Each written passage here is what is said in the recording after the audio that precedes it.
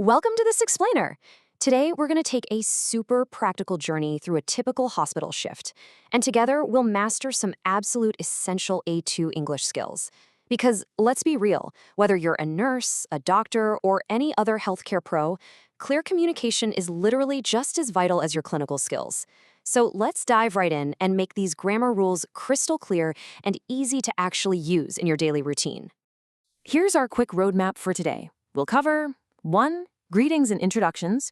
2. Everyday hospital grammar. 3. Places and prepositions. 4. Goals and backgrounds. And finally, 5. A quick review. All right, Section 1, Greetings and Introductions. So picture this. You've just arrived at the hospital for your shift. The very first thing you do is greet your colleagues and maybe introduce yourself to a brand new team member. You know, it's kind of fascinating how simple these greetings are, but man, how easy it is to get them slightly wrong when we're tired or just super busy. In English, formal greetings actually change with the clock.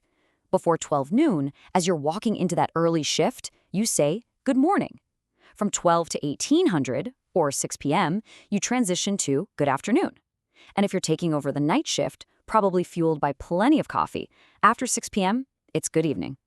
Of course, a simple hi or hello works perfectly at literally any time if you just want to keep things friendly and casual.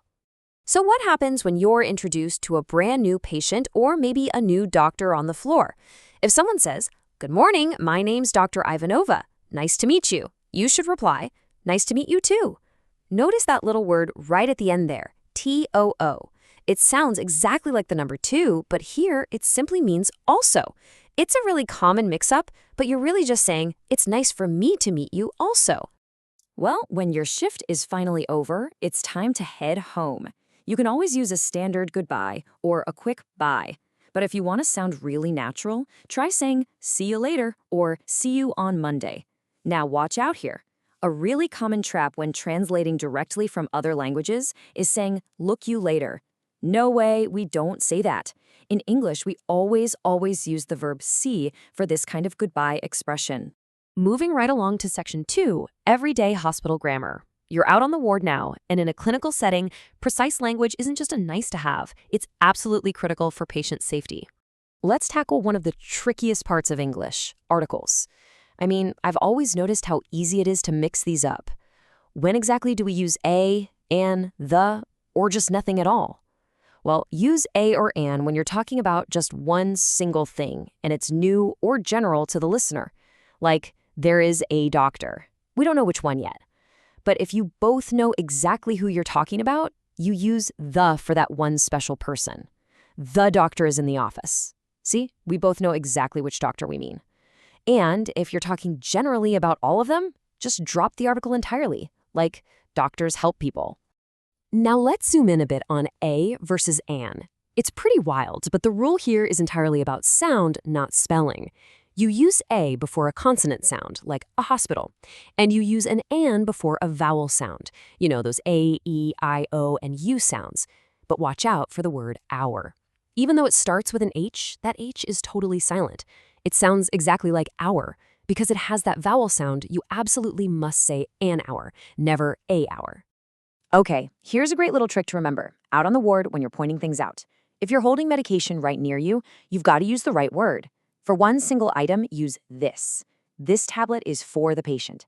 But if you have more than one item near you, it becomes these. These tablets are for the patient. Remember, the pointer word and the noun itself have to match. If you use these, you've got to add that extra S to make the noun plural. These tablets.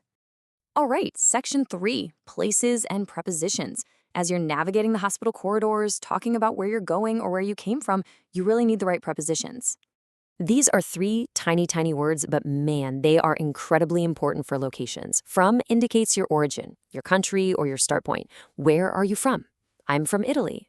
Then we have in, which usually means you are physically inside a place or an enclosed space. I work in a hospital. Finally, at is used for a specific point, a general location, or a specific time. I am at work, and the class is at 9 o'clock. Let's look at how nicely these actually work together in a complete supernatural sentence. Say this along with me. I'm from Spain, and I work in a hospital in the city. See what happened there? You've perfectly established your origin using from, and clearly stated your location inside a workspace using in. nailing the specific sentence structure makes your conversational English instantly sound so much more fluent. Section 4. Goals and backgrounds.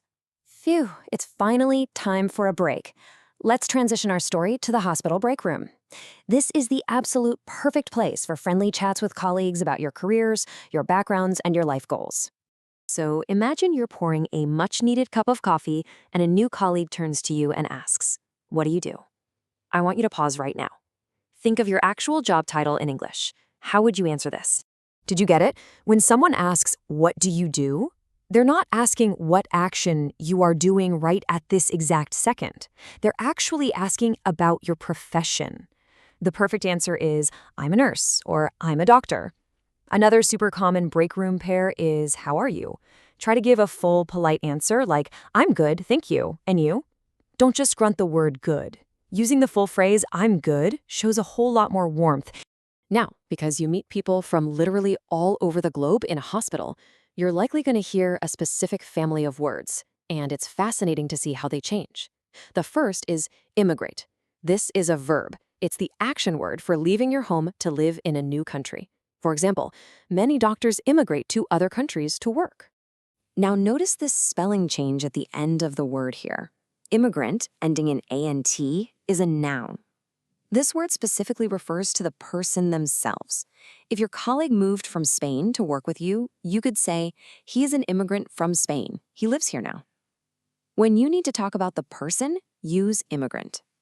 And the final word in this little family is immigration, ending in TION. This is also a noun, but it does not mean a person. It refers to the actual process, the paperwork, or the general idea of moving countries. You might hear someone say, "She is thinking about immigration to Canada." So remember, the action is immigrate, the person is immigrant, and the process is immigration. Real quick, before we leave the break room, let me give you a tiny warning on pronunciation. Look at these two words, want and won't. They look kind of similar, but they are completely different. Want is a wish. I want to read.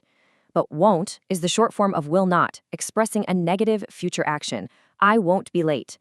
Please be careful to pronounce that strong O sound clearly and won't, so your colleagues know if you're wishing for something or just promising not to do it. Section 5. Quick review. And just like that, it's time for the handoff. Let's do a rapid-fire review to summarize the essentials we've learned today, just to make sure these concepts really stick with you. Here is the quick summary of our shift together. Remember to change your greetings based on the time of day. Use a or an for a new singular item, but the when you both know the specific item. Point things out correctly, using this for a singular and these for plural. Navigate your prepositions smoothly from a country, in a place, at a time. Memorize those question and answer pairs for your break room chats. Know the difference between immigrate, the action, immigrant, the person, and immigration, the process. And finally, clearly pronounce want for a wish versus won't for a negative future. Which brings us to the absolute most important question. How are you going to use these essentials in your very next shift? Because learning English is all about active practice. I challenge you to consciously use at least 3 of these rules tomorrow at the hospital. Introduce yourself confidently, point to these tablets, and ask a colleague, "What do you do?" Thank you so much for joining me to master these fundamentals today. Keep practicing, stay enthusiastic, and good luck out there on the wards.